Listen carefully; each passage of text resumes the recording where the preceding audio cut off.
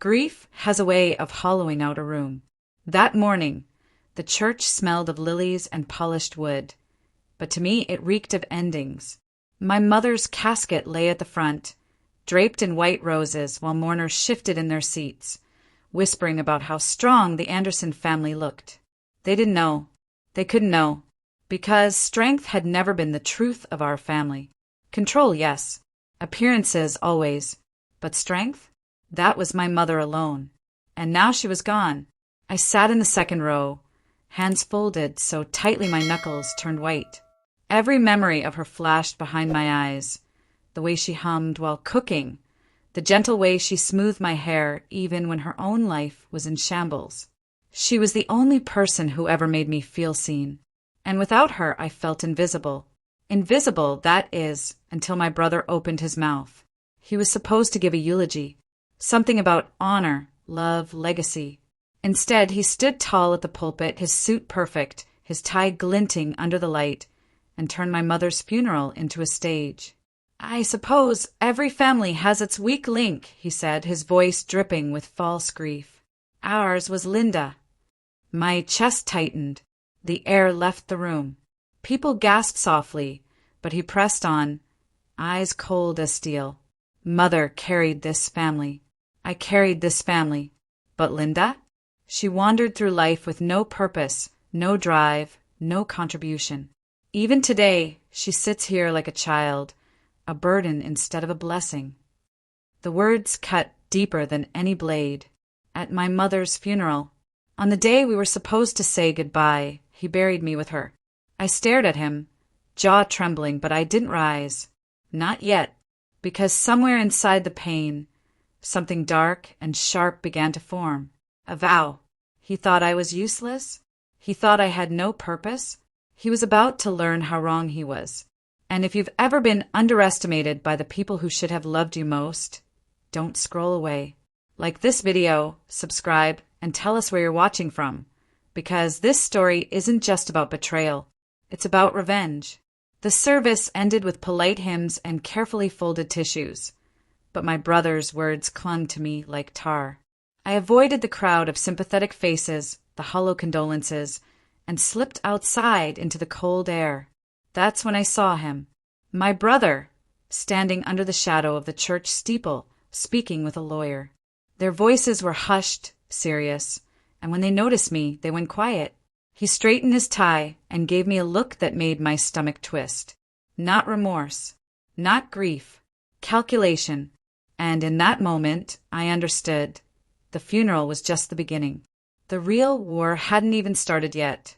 The day after a funeral is worse than the funeral itself. The flowers wilt, the guests vanish, and the silence of loss presses in like a weight you can't shake. I spent most of that morning curled up on my couch, still in the black dress from yesterday, staring at nothing. My phone buzzed with messages, coworkers offering sympathy, distant relatives promising to keep in touch, even a few church ladies telling me they'd pray for me. But not a single message came from my brother, and I didn't expect one. After what he'd said at the pulpit, I assumed we were done forever. So when the knock came at my door that afternoon, I wasn't ready for it. I opened it to find Michael standing there, still in his funeral suit, his tie loosened, his eyes bloodshot. For a moment, I thought maybe he had come to apologize. Maybe, just maybe, guilt had caught up with him. But then he spoke. "Linda," he said, his voice tight, "I need your help." I actually laughed, a bitter, humorless sound. "My help?" I repeated, "Didn't you tell 200 people yesterday that I was useless? A burden? The weak link?" His jaw clenched. "I didn't mean it like that." "Yes, you did," I snapped, stepping back and folding my arms. "You meant every word. So tell me, why would you come crawling to me now?" He hesitated, looking over his shoulder as if the hallway walls might be listening. Then he stepped inside without waiting for permission. I should have thrown him out, but something in his posture stopped me, the stiffness, the way his hands kept twisting together. Michael was a man who thrived on control, and right now he looked like he was losing it. He sank onto my couch and rubbed his face. It's about Mom's estate. Of course it was. She left a lot behind, he continued. The house, the accounts, the trust fund, but there's a problem. Some of the paperwork isn't clean, and I need you to help me fix it. I stared at him, dumbfounded. Why me? You're the golden boy, the Harvard graduate, the lawyer, the one who carries this family. Shouldn't you be able to handle a little paperwork? He looked up at me then, and for the first time in my life I saw fear in his eyes. It's not just paperwork, he admitted. There are things Mom did that can't come to light. Transactions, transfers. If the wrong people find out, it could destroy the Anderson name. It could destroy me. His words hung in the air like smoke. And suddenly I understood. My brother hadn't come because he needed me. He had come because he was desperate. Because the perfect Michael, the one who always looked down on me, was standing on the edge of a cliff, and I was the only one close enough to pull him back. I wanted to say no. God, I wanted to slam the door in his face, remind him of every cruel word he'd ever thrown at me, and let him drown in the mess he'd tried so hard to keep hidden. But another part of me hesitated, because for the first time, the power dynamic had shifted. Michael needed me, and that meant I had leverage. I sat down across from him, crossing my legs, deliberately slowly making him wait. What kind of help are we talking about? I asked finally. He swallowed hard. I need you to go through Mom's files. She trusted you more than anyone. Trusted me. I cut in sharply. Funny.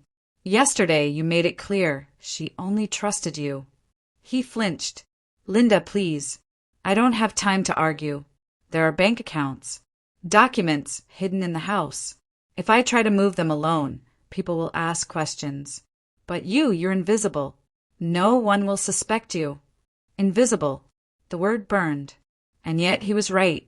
For years I had been invisible, ignored, overlooked. That was my curse. But maybe now it could be my weapon. I leaned forward, lowering my voice. So let me get this straight. You humiliated me at Mom's funeral. You called me useless, worthless, a burden. And less than 24 hours later, you're asking me to save you. His lips tightened. Yes. I smiled then. Slow. Cold. The kind of smile that must have unnerved him because he looked away. All right, I said softly. I'll help you. His shoulders sagged with relief. Thank you, Linda. You don't know how much this means. But I interrupted, holding up a hand. We do this my way. My rules. And you don't get to call me useless again. Not once. Because after this, Michael, you'll know just how dangerous the weak link can be. His face paled. For the first time in 32 years, my brother understood that the sister he had dismissed his whole life was not a pawn anymore. She was a player, and soon she would be holding all the cards. The next morning, I drove to our mother's house, the place where we had both grown up, though it had never truly felt like home. The Anderson residence sat on a hill, its white columns gleaming like false teeth against the gray sky. To the outside world, it was elegance. To me, it was a mausoleum of lies. Michael was already there, pacing on the porch with his phone pressed to his ear. He looked up when I pulled into the driveway, lowering his voice and slipping the phone into his pocket. You're late, he said. No, I corrected, brushing past him toward the door. I'm right on time. You're just used to everyone jumping when you snap your fingers. His jaw tightened, but he said nothing. That silence alone felt like a victory. The air inside was heavy with dust and perfume, the scent of our mother lingering like a ghost. Her framed photos still lined the hallway. Michael at graduation, Michael shaking hands with Dad, Michael and Patricia on their wedding day. There were only 2 photos of me, both shoved onto the back wall of the den, half hidden behind stacks of books. It hurt, but I swallowed it down. I wasn't here to cry over old wounds. I was here to open new ones. Michael led me to Mom's study, a room she had always kept locked. Now it was ours to plunder. Her files should be in here somewhere, he said, gesturing vaguely to the cabinets and drawers. You mean the files you're too scared to touch? I said coolly. He glared. Just look, all right. So I did. For hours, I combed through folders, receipts, bank statements. Most of it looked ordinary, donations to charities, monthly bills, old tax returns. But buried under a stack of yellow documents, I found a folder labeled simply Private. My pulse quickened as I opened it. Inside were account statements. Not in her name. Not in Michael's. Accounts overseas. Transfers large enough to make my head spin. What the hell is this? I whispered. Michael snatched the folder from my hands, flipping through the pages. His face drained of color. Don't worry about it, he muttered, shoving the papers back. I grabbed his wrist. Don't worry about it? These are offshore accounts, Michael. Millions. Where did it come from? His eyes darted, his voice dropping to a hiss. I said, don't worry about it. That was when I realized he already knew. The weight of the truth pressed down on me. My mother, the woman I had idolized, had been hiding money, a fortune, and Michael had known all along. How long? I asked, my voice shaking with rage. How long have you been covering this up? He wouldn't meet my eyes. That silence told me everything. I sat back, cold realization spreading through me. All those times Michael paraded himself as the responsible son, the golden heir, he hadn't been carrying the family at all. He'd been carrying its secrets. He hadn't been protecting our mother's legacy. He'd been protecting himself. And now, without her to shield him, those secrets were mine to expose. We worked in tense silence for the rest of the day, sifting through files, cataloging what we found. Every drawer seemed to hold another contradiction. Charity checks beside suspicious wire transfers, love letters beside contracts signed in code. By the time the sun dipped low, the study looked like a crime scene. Michael finally broke the silence. We don't tell anyone about this. Not Dad. Not Patricia. No one.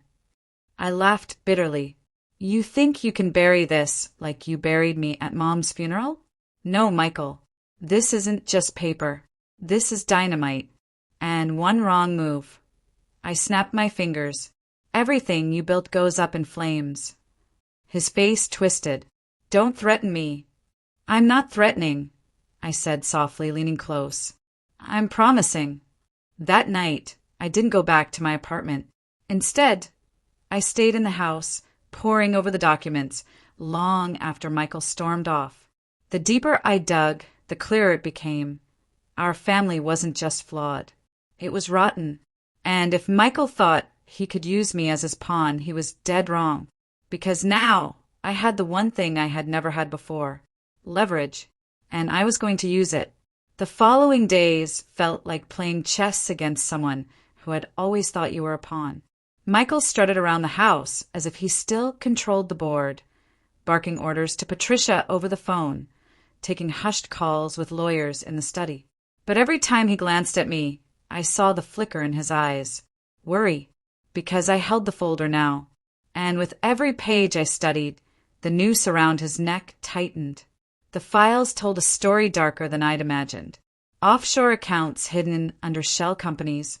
Transfers made the same week my mother's health had taken a sudden downturn. Payments to men I didn't recognize, but whose names appeared alongside words like consulting and expedited clearance. It wasn't just shady. It was criminal. And Michael had known. The realization churned in my stomach. My mother, the woman who once hummed lullabies to me when I cried, had played a dangerous game. But Michael? He had become her accomplice. And now he was terrified those secrets would come out. On the third night, I confronted him in the kitchen. The room was dark except for the glow of the refrigerator as he poured himself a glass of milk, the picture of composure. Why didn't you tell me about the money? I asked. He froze, then turned slowly, his mask slipping into that familiar arrogance. Because you don't understand how the world works, Linda. You never have. Mom wasn't stupid. She was protecting us. Protecting us? I spat.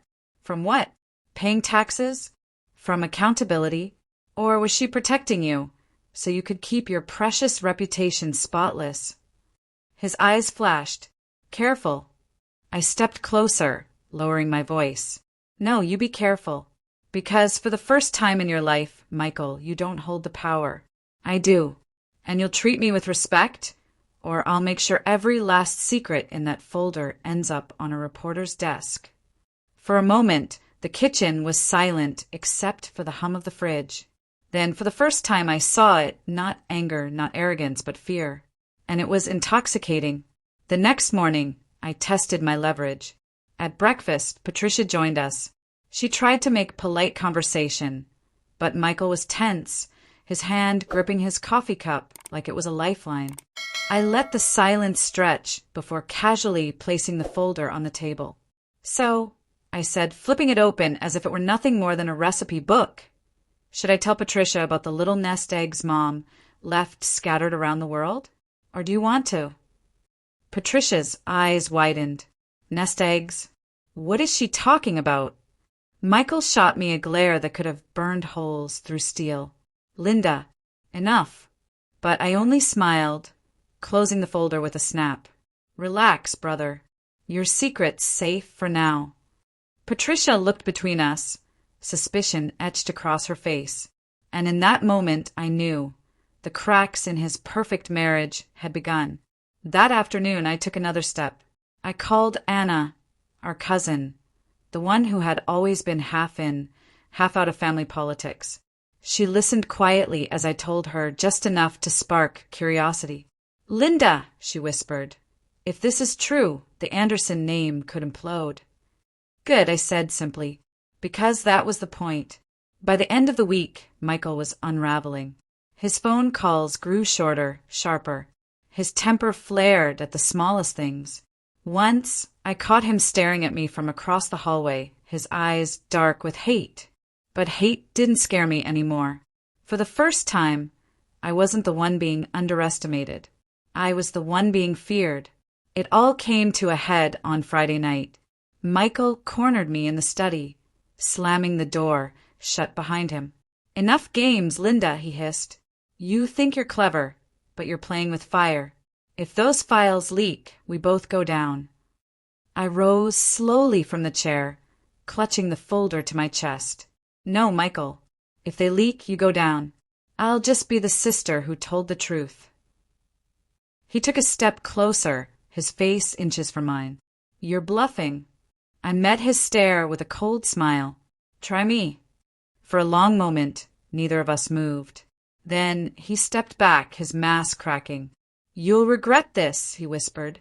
Maybe, I said, but you'll regret underestimating me even more. That night, as I lay in the guest room surrounded by my mother's lingering scent, I thought about how far I'd come in just a few days. From the sister humiliated at a funeral to the sister holding the power to ruin her brother's life. And I realized something important. This wasn't just about revenge anymore. This was about rewriting the story of who I was. And soon, Michael would learn that the weak link he mocked was the one strong enough to pull the whole chain down. Michael had always been the golden boy, but gold has a way of tarnishing under pressure. By the time the weekend arrived, the shine was gone. I could feel it in the way he stalked through the house, every footstep heavier, every word shorter. His arrogance hadn't disappeared. It had curdled into desperation. And desperate men are dangerous. On Saturday morning, I learned just how dangerous. I woke to the sound of voices downstairs. At first, I thought Michael was arguing with Patricia again, but as I crept toward the staircase, I realized he wasn't arguing, he was planning. She's unstable, he said, his voice low but urgent. She's been going through Mom's things, making wild accusations. If this gets out, it'll destroy the family. We need to discredit her before she does damage. My stomach clenched. He wasn't talking to Patricia. He was talking to a lawyer. I pressed closer to the railing, listening as the lawyer responded. If she has documents, we can challenge their authenticity. Paint her as resentful. You've always been the responsible one, The courts, the press, they'll believe you over her. Michael's reply was sharp. Then make it happen. I backed away, my heart pounding. So this was his counter-move. Not to reason with me, not to beg, but to erase me. Later that day, the first blow landed. I got a call from Anna, our cousin. Linda, I don't know what's happening, but Michael's telling people you're unstable, that you've been acting out since the funeral. He said you're making up stories about Mom's finances. Her voice faltered. He even suggested you might need help. The implications stung like fire. Michael wasn't just trying to discredit me. He was trying to paint me as crazy. It was a clever move. Ruthless but clever. Because the truth is, people believe the polished one, the successful one, the man in the tailored suit, not the sister who had always been the outsider. For a moment, doubt gnawed at me. Maybe I couldn't win this. Maybe Michael would twist the narrative, and once again, I'd be left as the invisible disgrace. But then I looked at the folder on the desk. The documents, the bank transfers, the undeniable truth. No, he could call me crazy all he wanted, but facts speak louder than slander, and I was about to make sure those facts screamed. The opportunity came at a dinner Patricia had organized. One last attempt, she said, to hold the family together. She invited me, Michael, and a handful of extended relatives. A small gathering, but I knew what it really was. A stage. Michael would use it to poison the well, to convince the family I was unhinged. And Patricia, ever the peacemaker, hoped food and wine would soften the edges. It didn't. Halfway through the meal, Michael stood, glass in hand, wearing that familiar mask of charm. I just want to say, he began, his voice smooth, that it's been a difficult week for all of us. And I know grief affects people differently. Some of us work harder. Some of us, his eyes landed on me, become reckless. I felt the room shift. All eyes turned. Whispers stirred. Michael continued, painting me as unstable, irrational, desperate for attention. He even smiled sympathetically, as if he pitied me. The performance was flawless, but he didn't know I had come prepared. When he finished, I rose. Calm. Controlled. Thank you, Michael, I said softly, for showing everyone once again just how far you'll go to protect yourself. Gasps rippled through the table. Michael's smile faltered. I placed the folder on the table and opened it. Pages spread like wings. These are Mom's accounts, transfers, payments, proof of everything you've been hiding. I met each pair of shocked eyes. You called me useless at her funeral. Today you called me crazy. But what do you call this? The room went silent. Anna leaned forward, scanning the documents. Michael, is this true? His face turned crimson. They're forged, he snapped. She made them up. I pulled out my trump card, a flash drive. Then explained this. Emails. From your account. With your signature. Dozens of them. Michael froze. Patricia's hand flew to her mouth. Michael. The silence was heavier than stone, and in that silence I felt something shift. For the first time, the family saw through him. For the first time, the golden boy's mask cracked. Michael stormed out, slamming the door so hard the chandelier rattled. Patricia followed, her heels clicking like gunshots. I stayed seated, my hands trembling, but my voice steady. He tried to bury me with lies, but the truth has a way of surfacing, and now it's out. The family murmured, uncertain, shaken. Some looked at me with sympathy, others with new respect. But all of them understood one thing: Michael's reign was ending. That night, alone in my apartment, I finally let myself exhale. I wasn't naive. I knew Michael wasn't finished. He'd fight back harder, dirtier. But now he was cornered. And cornered men don't win wars. They lose them. And I was ready to deliver the final blow. Michael had always believed two things: that he was untouchable and that I was irrelevant. By the end of that week, both beliefs were shattered. The dinner fiasco had exposed cracks in his armor, but cracks alone don't bring down a fortress. I needed to strike harder, cleaner, final, and I knew exactly how. The morning after, Patricia called me. Her voice was tight, brittle. "Linda," she said, "I didn't want to believe you, but I saw the emails. I've seen the way he's been acting. I think he's hiding more than you showed." I almost pitied her. Almost. Because Patricia had built her life around Michael's image, and now she was watching it crumble. "Do you want the truth, Patricia?" I asked quietly. "Yes," she whispered. "Then help me." Over the next few days, Patricia fed me everything she could find. Copies of contracts Michael had brought home, drafts of deals, even recordings of phone calls she'd overheard. Piece by piece, the puzzle came together. Michael hadn't just covered for our mother's offshore accounts. He had expanded them. He was siphoning money from Anderson Development, laundering it through shell companies and funneling it into his own pockets. Fraud. Theft. A scandal big enough to bury him forever. I could have gone straight to the press, but something inside me hesitated. Not out of mercy, no, that had died at the funeral, but because I wanted him to feel it. To feel what it was like to stand in front of a room full of people and have the truth smash into him like a wrecking ball, just like he had done to me. So I waited. The opportunity came faster than expected. Anderson Development had planned a shareholders meeting, the first since Mom's death. Michael would be there, presenting himself as the savior of the company, the golden heir keeping the ship afloat.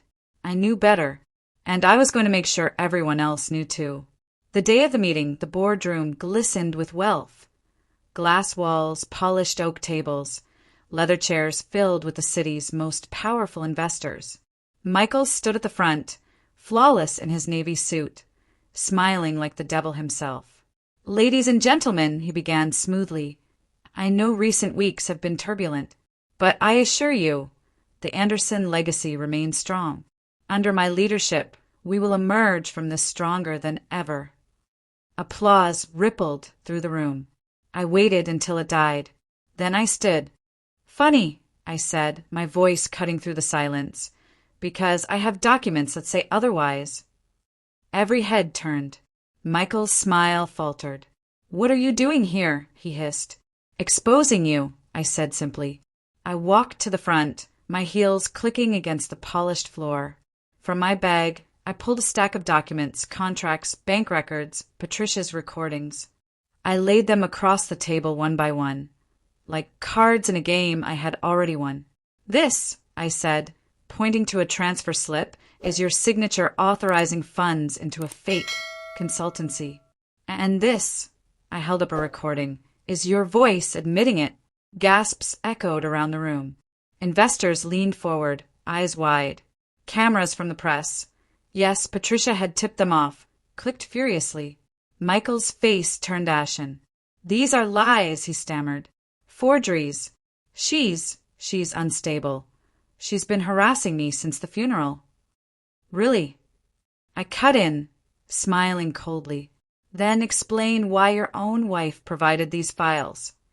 All eyes swiveled to Patricia, seated at the end of the table. She raised her chin, her face pale but resolute. "It's true," she said quietly. "He did all of it." The room erupted.